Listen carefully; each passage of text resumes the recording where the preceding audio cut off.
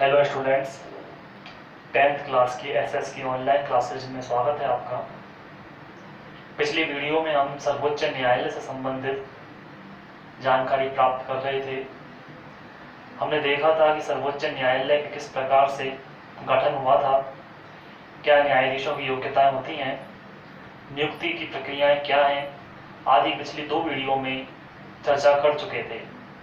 आज उसी क्रम में सर्वोच्च न्यायालय के अधिकारों की चर्चा करेंगे कि आखिर सर्वोच्च न्यायालय के क्या कार्य हैं, क्या उसके क्षेत्र अधिकारों में शामिल किया जाता है। सर्वोच्च न्यायालय का एक क्षेत्राधिकार हम पिछली वीडियो में चर्चा कर चुके थे। एक में क्षेत्राधिकार हमने देखा था कि वे मुकदमे जिन पर सुनवाई करने का अधिकार सिर्फ और सिर्फ सर्वोच्च न्यायालय को होता है, वो उसके एक में क्षेत्राधिकार में शामिल किए जाते हैं। आज इसी क्रम में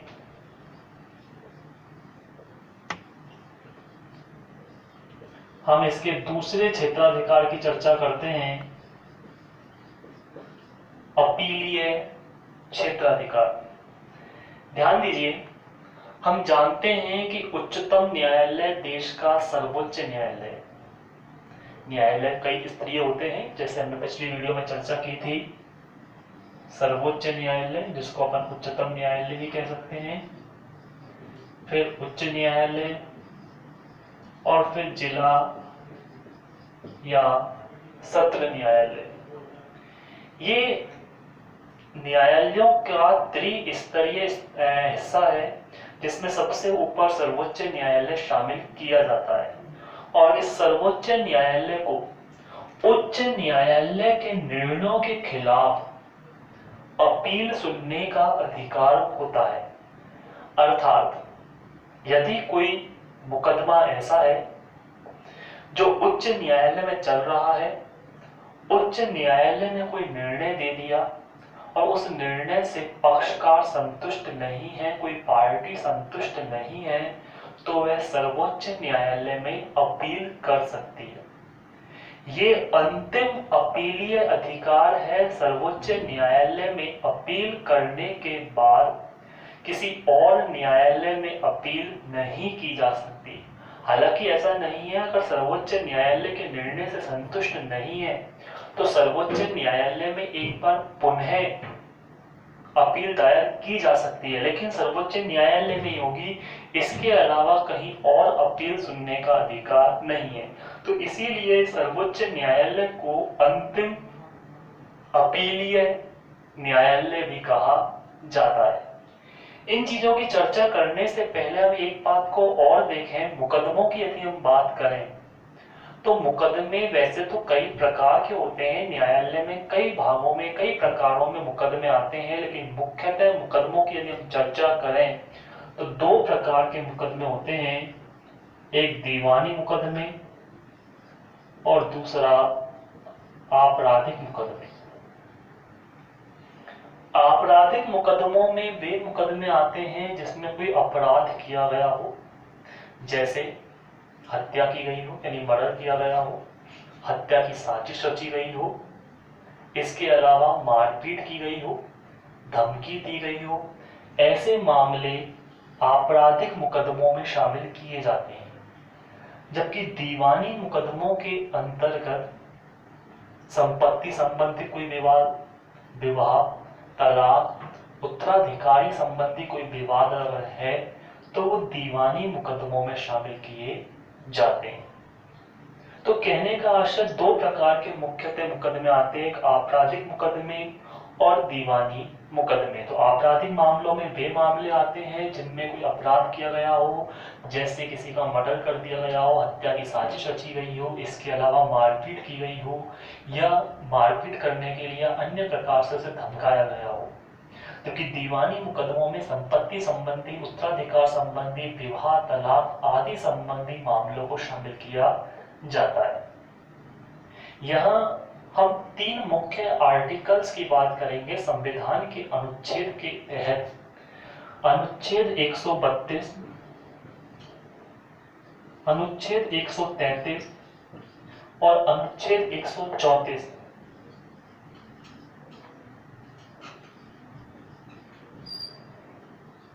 कुछ व्याख्याएं करता है। पहली बात करें अनुच्छेद 132 की, सर्वोच्च न्यायालय से संबंधित है ये अनुच्छेद तीनों ही। अनुच्छेद 132 ये कहता है कि यदि कहीं कभी ऐसा मौका आए जब संविधान की व्याख्या करने की आवश्यकता पड़े तो सर्वोच्च न्यायालय में अपील की जा सकती है, और ऐसी अपील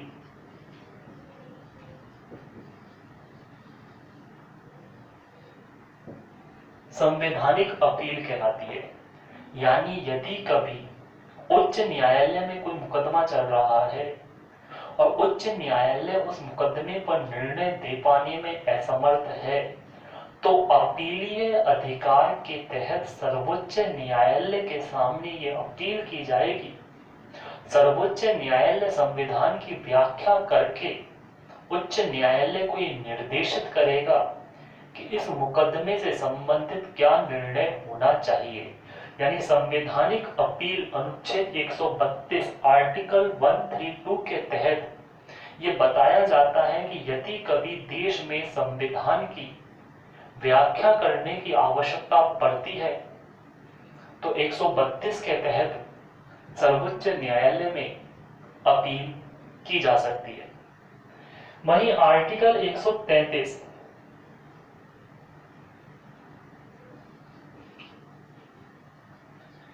अनुच्छेद 133 ये कहता है कि उच्च न्यायालय में चल रहे किसी दीवानी मुकदमों के निर्णय से यदि कोई पार्टी सहमत नहीं है तो वह सर्वोच्च न्यायालय में अपील कर सकती है। 133 अनुच्छेद 133 कहता है कि यदि उच्च न्यायालय में चल रहे किसी दीवानी मुकदमे के निर्णय से कोई पार्टी, कोई पक्षकार संतुष्ट नहीं है तो सर्वोच्च न्यायालय में अपील की जा सकती है। इसके अतिरिक्त आर्टिकल 134 ये कहता है, अनुच्छेद 134 ये कहता है कि यदि उच्च न्यायालय में चल रहे किसी आपराधिक मुकदमे से कोई पार्टी संतुष्ट नहीं है तो सर्वोच्च न्यायालय में अपील की जा सकती है। आप ये सोच लोगे तीनों का मतलब तो एक ही निकला कि नहीं, तीनों का मतलब एक नहीं है।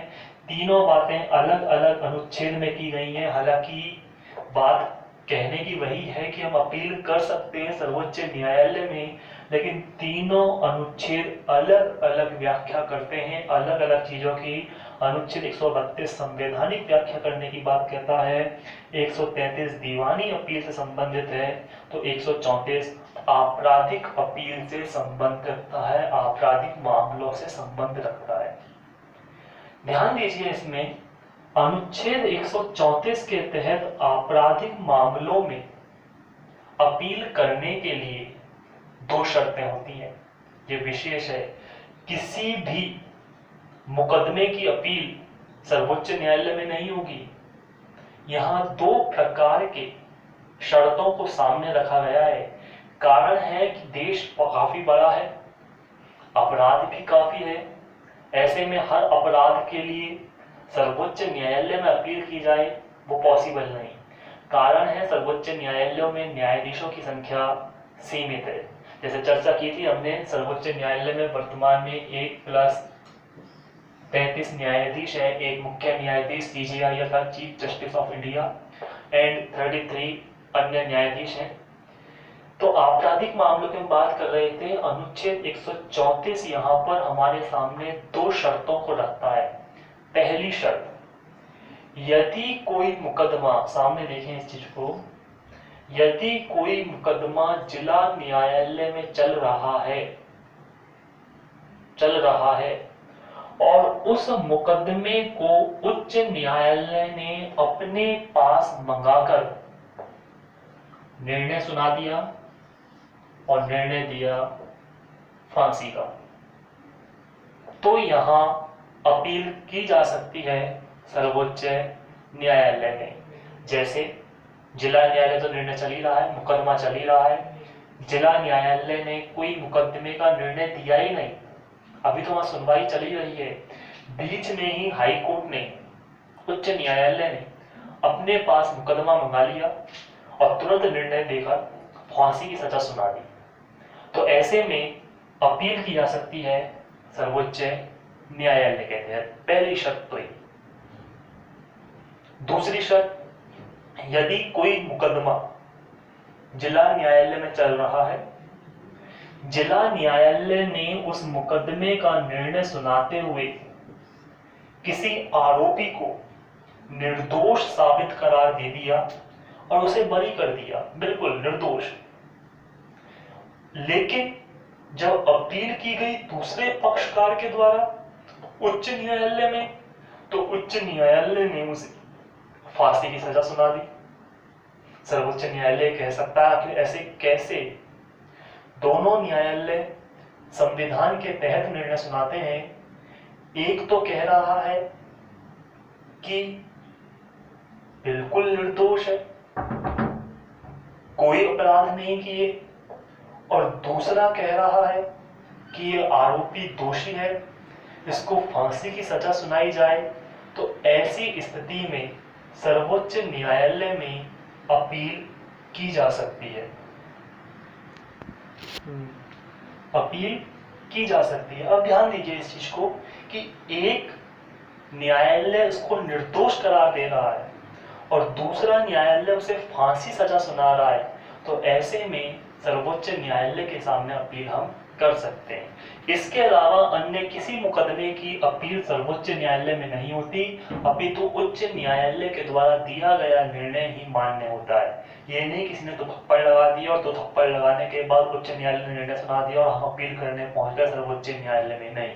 क्योंकि अगर ऐसे छोटे छोटे मुकदमों के खिलाफ अगर अपील करने लगे तो सर्वोच्च न्यायालय में जो पेंडिंग निर्णय है, पेंडिंग मुकदमे हैं, जिन पर अभी निर्णय आना बाकी है, जो बड़े मुकदमे हैं, जो देश की संविधान की जनसंख्या के अस्तित्व संबंधी मुकदमे हैं, उन पर निर्णय नहीं आ पाएगा। तो ये हमारे देश के अपीली अधिकारों में 3 प्रकार की अपील 132, 133 और 134 के तहत है। अब एक चीज सामने आती है, अनुच्छेद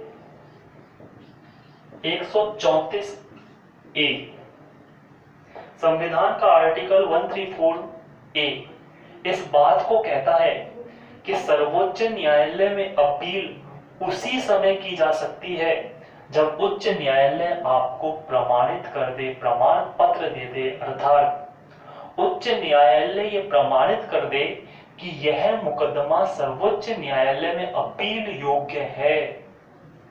उसी समय सर्वोच्च न्यायालय में अपील की जा सकती है, अन्यथा सर्वोच्च न्यायालय में अपील करने का अधिकार नहीं है। हमें उच्च न्यायालय के निर्णयों को मानना होगा। ये अनुच्छेद 134 ए कहता है। मैं फिर बोल देता हूं, अनुच्छेद 134 ए ये कहता है कि यदि उच्च न्यायालय ये प्रमाणित कर दे कि कोई मुकदमा सर्वोच्च न्यायालय में अपील योग्य है, तो उसी कंडीशन में सर्वोच्च न्यायालय में अपील दायर की जा सकती है। अनुच्छेद 134 ए के बाद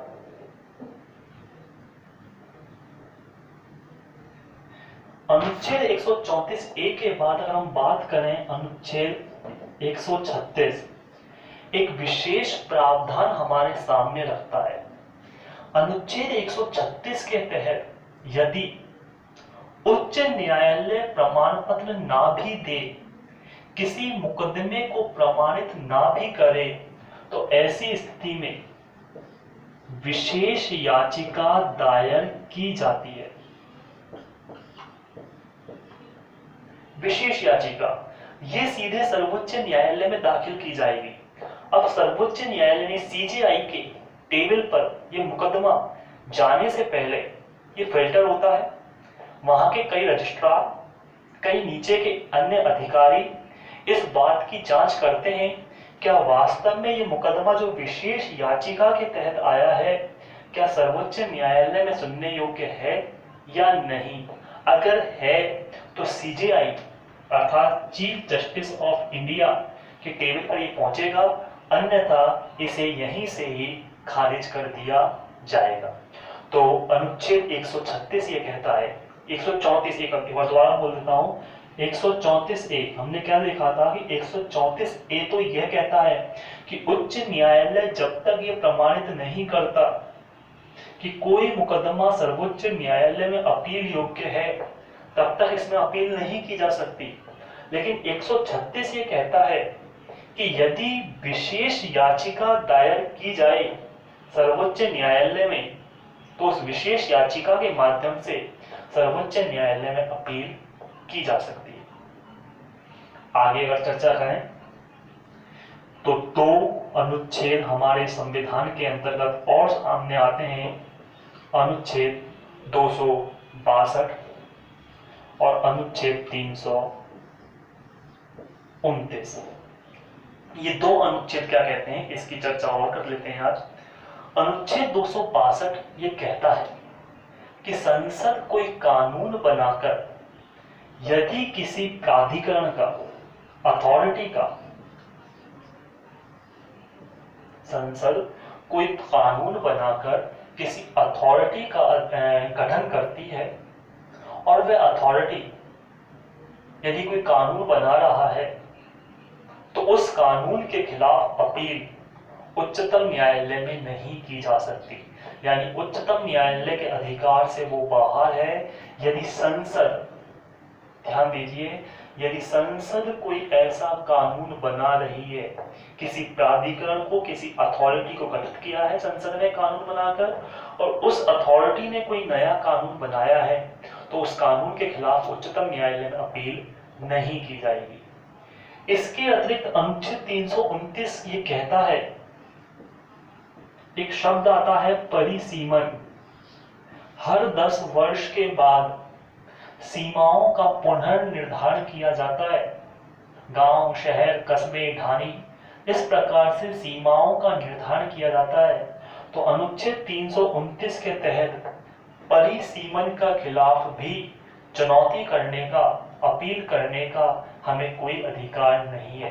तो ये दो चीजें हैं जिनके खिलाफ अपील नहीं की जा सकती। पहला, यदि संसद कोई कानून बनाकर प्राधिकरण का गठन कर रही है, अथॉरिटी का गठन कर रही है, और वह अथॉरिटी कोई कानून बना रही है, तो उस कानून के खिलाफ अपील नहीं होगी। और दूसरा, परिसीमन जो किया गया है, सीमाओं का पुनर्निर्धारण जो किया गया है, उसके खिलाफ भी उच्चतम न्यायालय में अपील नहीं